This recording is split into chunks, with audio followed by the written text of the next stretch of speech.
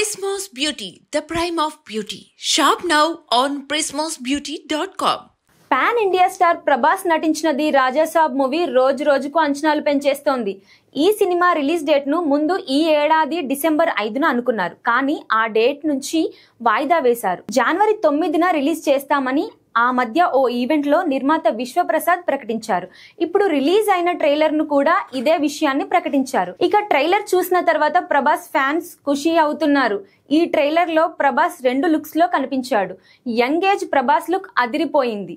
Vintage darling look లో కేక పుట్టించేలా ఉన్నాడు డార్లింగ్. ఇక ఓల్డ్ ఏజ్ లుక్ మాత్రం మామూలుగా లేదు. నేను రాక్షసుడిని అంటూ చివర్లో చెప్పిన డైలాగ్ ఆ పాత్రను ఓ రేంజ్ లో ఎలివేట్ చేస్తోంది.